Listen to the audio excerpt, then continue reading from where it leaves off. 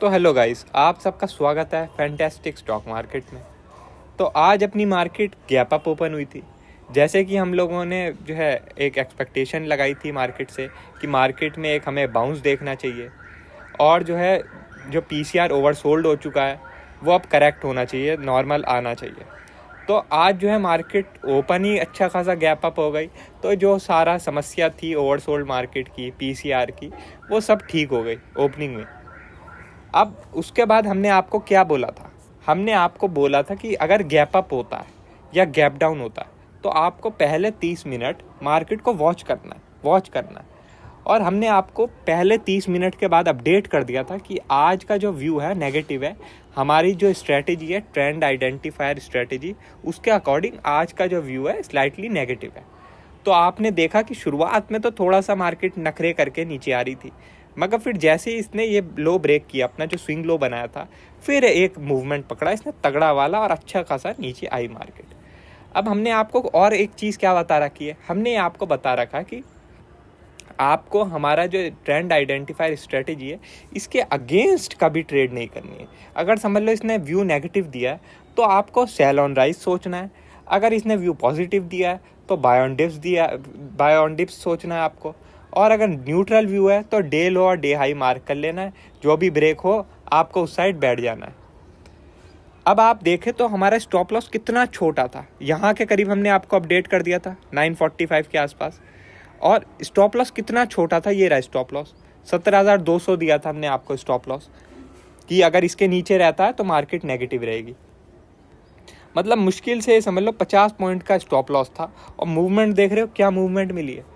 तो यही है भाइयों, अगर आप इस सिंपल स्ट्रेटेजी को फॉलो करते हैं तो आप अच्छा खासा पैसा बना सकते हैं। अब आपका प्रॉफिट जो बुक है वो आप अपने रिस्क एपेटाइट पे कर सकते हैं। मैंने आप लोगों को हमेशा बताया कि ये जो स्ट्रेटेजी है आपको स्टॉप लॉस तो बता देगी कि ये रहा भाई आपका स्टॉप लॉस, इसके ऊपर 10 मिनट की कैंडल क्लोज हो जाए तो आप एग्जिट कर लो, मगर आपको ये टारगेट नहीं बताएगी। टारगेट आपको अपने रिस्क के हिसाब से खुद डिफाइन करना है। अगर आपका रिस्क छोटा है, आप जो है छोटा मोटा रिस्क लेते हैं कि आपको समझ लो कि 5,000 प्रॉफिट बन गया, तो आपको वो प्रॉफिट लूज़ नहीं करना।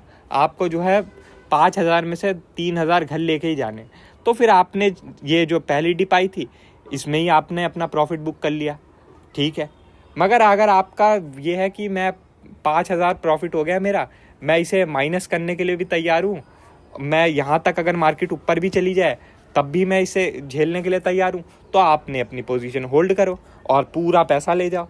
ये तो भाई आपकी अपना रिस्क पर है कि आप कितना रिस्क ले सकते हो। जो ज़्यादा रिस्क लेगा वो ज़्यादा प्रॉफिट कमाएगा, जो कम रिस्क लेगा वो कम प्रॉफिट कमाएगा, सीधी बात है।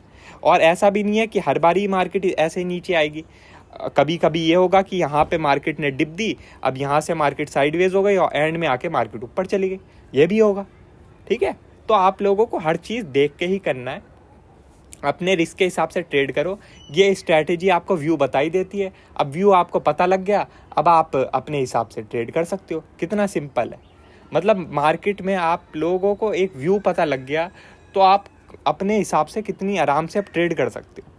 ये बहुत बड़ी चीज़ है भाई, ये बहुत बड़ी चीज़ कि आपको मार्केट में व्यू पता लग गया कि आज हमें कौन से व्यू में ट्रेड करनी है।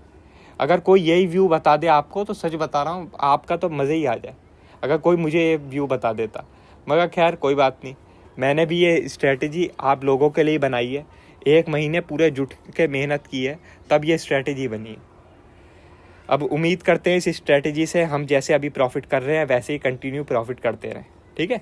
तो अब एनालिसिस की बात करते हैं।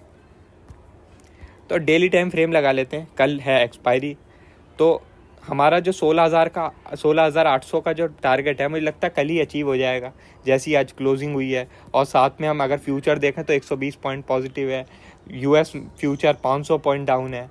तो लग रहा है कि कल भी अच्छा खासा हम गैप डाउन ओपन होंगे। तो कल हो सकता है ये हम लेवल टच कर दे ओपनिंग में ही, ओपनिंग के 10-15 मिनट में। वो देखेंगे कि यूएस मार्केट कैसा क्लोज होगी आज, तो उस हिसाब से देखेंगे, ठीक है।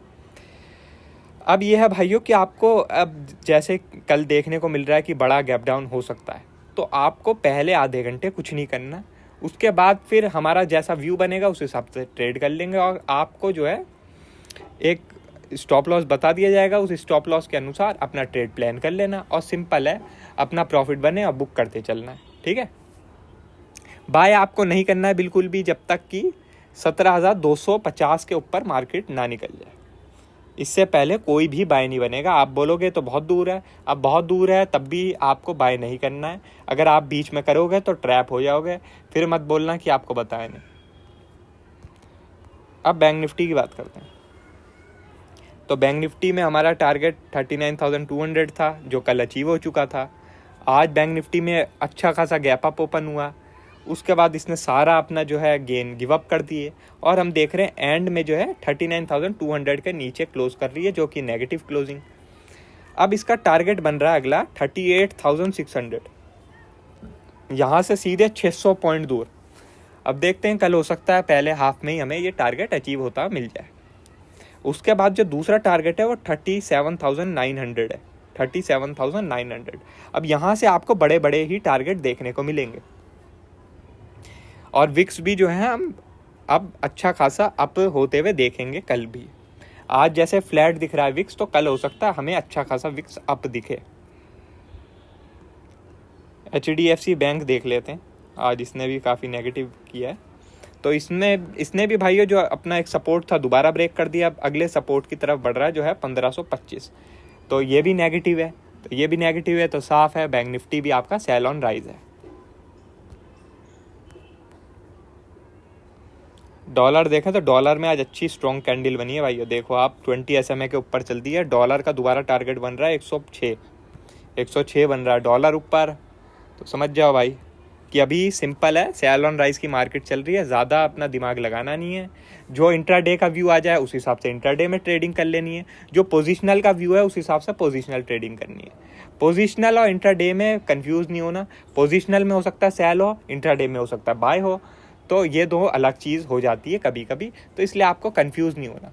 आपको अगर इंट्राडे ट्रेडिंग कर रहे हो तो इंट्राडे की तरफ आप फोकस करो, और पोजीशनल कर रहे हो तो पोजीशनल की तरफ फोकस करो। ज़्यादा आपको परेशान होने की ज़रूरत नहीं है। ठीक है, तो बाकी आपकी कोई अगर क्वेरी होगी तो आप हमें मैसेज भी कर सकते हैं टेलीग्राम में, हमने आपको अपनी ID भी दे रखी है। ठीक है, तो और कोई अपडेट होगी मैं आपको टेलीग्राम में बता दूंगा। वीडियो अच्छी लगी हो तो लाइक कर देना और चैनल पर नए हो तो सब्सक्राइब कर देना। आज के लिए बस इतना ही। Thank you.